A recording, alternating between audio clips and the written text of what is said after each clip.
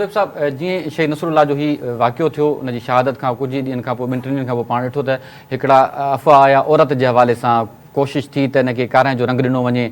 कोई मलक बिरादरी जा माण्हू हुया, उन्हनि जो वीडियो पैगाम बि साम्हूं आयो। हाणे बि कुझु अहिड़ा ज़रियनि पारां दावा थिए पई त कोशिशि कई पई वञे त वरी बि हिनखे को औरत जो रंग ॾिजे। छा सिंध जा माण्हू इन अहिड़े इल्ज़ाम खे क़बूल कंदा?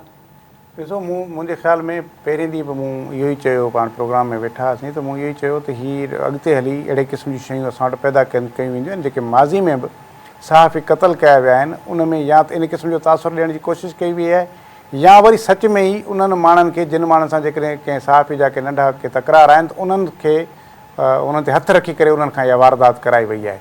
हाणे हिन मामले में जहिड़े नमूने सां कंहिं औरत जो साम्हूं अचणु या ॿियो वीडियो बयान अचणु या वरी पॉलिटिसाइज़ करणु शयुनि खे, त मुंहिंजे ख़्याल में इहो केस जे लाइ तमामु हिकिड़ी ग़लति क़िस्म जी हिकिड़ी शइ थी रही आहे। केस खे मुतासिर करण जी कोशिशि कई पई वञे सोशल मीडिया ते, ख़ासि तौर ते उन में कुझु असांजा सहाफ़ी बि आहिनि मुलविस, त हीउ फलाणो माण्हू मुलविस आहे, हिन खे पकड़ियो, हिन खे पकड़ियो, हिन खे सज़ाऊं ॾियो, हिन खे टंगियो। मुंहिंजे ख़्याल में हिन वक़्तु असांजो वधि मां वधि जेको फोकस हुजणु खपे उहो इहो त पुलिस खे प्रेशर में रखूं त पुलिस सही माना में फ्री एंड फेयर तरीक़े सां इन्वेस्टिगेशन करे त जीअं हक़ीक़ी जवाबदारनि ऐं हक़ीक़ी कातिलनि ते या हक़ीक़ी जेके हथ आहिनि जेके जिन्हनि इहो कमु करायो आहे उन्हनि ताईं पहुचिजे। हाणे सूरत हाल उते ईअं पई थिए त अहिड़े क़िस्म जी शयूं बि थी रहियूं आहिनि त किथे कारोकारी त न हुई, किथे को हुनजो ॿियो मसइलो त न हुयो, हिन फिलाणे सरदार त कोन मारायो अथसि, वरी ॿिए सरदार जा हामी चवनि था त न भई हिन मारायो अथसि। हाणे उते पॉलिटिकली गेम थी रही आहे। घुटकी जे अंदरि पॉलिटिकली जेके असां वटि उते फोर्सिस आहिनि, जेके सरदार आहिनि, उहे हिक ॿिए जे हुननि जा माण्हू जेके आहिनि हिक ॿिए जे सरदारनि ते इल्ज़ाम पिया आणनि।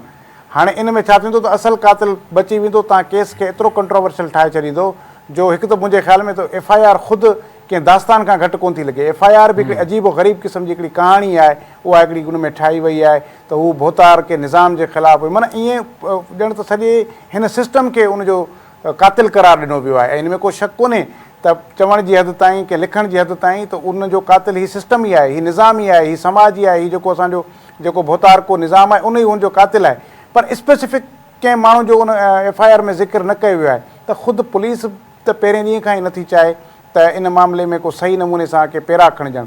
पर जेकॾहिं असांजा सहाफ़ी ॿाहिरि इन में जल्दबाज़ी कंदा त उहे बि इन्हनि खे पेरनि खे ड्राइण में उन्हनि जा पुलिस जा मददगार साबित थी वेंदा।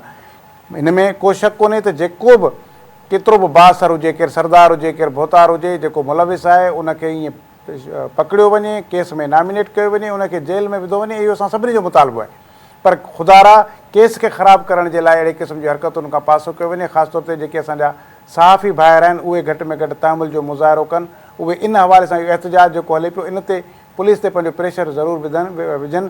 पर ईअं ज़रियनि जे चवण ते या हवाई ठकाउनि ते वेही करे असां वटि काफ़ी TV चैनल्स ते इहे अजीब ग़रीब क़िस्म जी शयूं रिपोर्ट थियूं आहिनि ऐं 2-4 ॾींहंनि खां ई थींदियूं पियूं अचनि। इहो असल में केस इहो इन सां केस ख़राबु थींदो।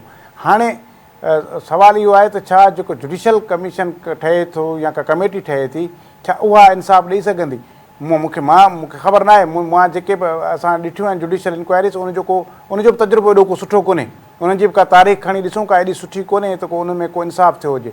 हा, उन में इहो थींदो आहे त उन में रुॻो पोइ इंक्वायरी रुॻो पोइ फलाणे माण्हू खे घुराए वञे मुंहिंजे ख़्याल में इहा ठीकु आहे। सिंध जर्नलिस्ट काउंसिल जो पंहिंजो पॉइंट ऑफ व्यू आहे। मुंहिंजो पर्सनल पॉइंट ऑफ व्यू आहे त पुलिस ते ई इन्वेस्टिगेशन जे लाइ दॿाउ विधो वञे।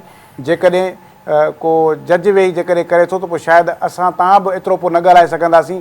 असां जेसीं ताईं उहा इंक्वायरी हली रही हूंदी असां क्रिटिसाइज़ न करे सघंदासीं। पोइ वरी असांखे उन रिपोर्ट जो इंतज़ारु करिणो पवंदो ऐं पोइ उन में केतिरा ॾींहं लॻी वेंदा अलाए केतिरा महीना लॻी वेंदा। मुंहिंजे ख़्याल में पुलिस इन्वेस्टिगेशन जेकॾहिं प्रॉपर थिए ऐं उन में ई कातिलनि खे पकड़े गिरफ़्तार कयो वञे त इहो वधीक बहितरु रहंदो।